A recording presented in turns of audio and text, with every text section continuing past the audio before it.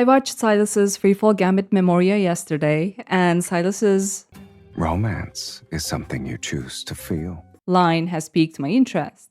Let me hold you hostage for a minute. Bastard.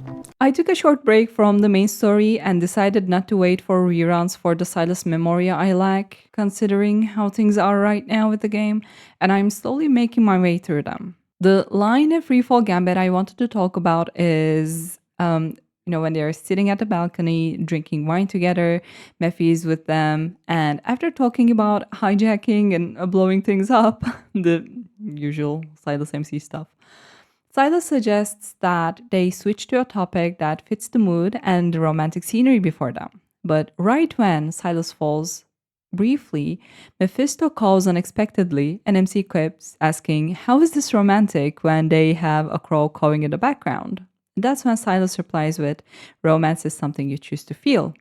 Now, maybe it's nothing grand or deep, but I found this line so interesting because, on one hand, it's quite poetic, or at least I find it poetic, but on the other hand, what does choosing to feel something entail? Can we choose what to feel towards someone as if there exists a switch in our hearts? Part of it, or I don't know, maybe the whole of it, since I cannot be privy to Paper Game's intentions behind the line, of course, has to do with them acknowledging the finitude of their lives and the imminent tragedy that lies in their doorstep, hence always trying to make the most of their time together. So the line could mean romance is something you choose to feel or, to find or to create, regardless of circumstances. Whether the world is conspiring against you, or one of you has turned into a cat, or you just blew up a group that's been pestering you on your birthday. Anything and everything can be romantic when you're together with your beloved. And yes, that includes a night of planning to hijack a plane under the moonlight over some wine and a crow cawing in the background. But another possible reading could be this. In Sylus's context, having a choice is of course a nod to the notion of autonomy, MC having legs and being free, but more than that, she already loves him. She's always loved him. They are kindred spirits, they are eternally bound to each other, and they will always have that strong, inexplicable, burning desire for or attraction towards each other the moment their eyes meet for the first time. No matter who they are, where they are, whichever timeline they're in, they are bound to feel it. And Sylus knows it. He readily sees it in MC.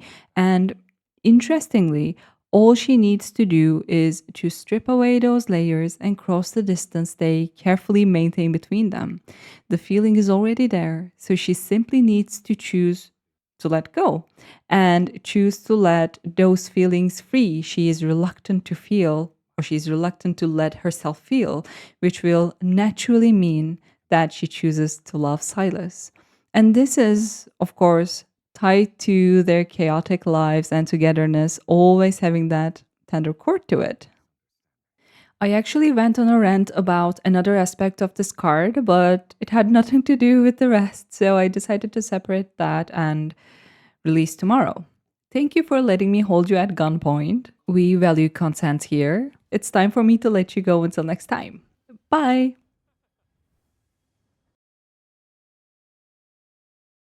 Back to holding you hostage, consensually, about Sylus's Freefall Gambit Salty Edition.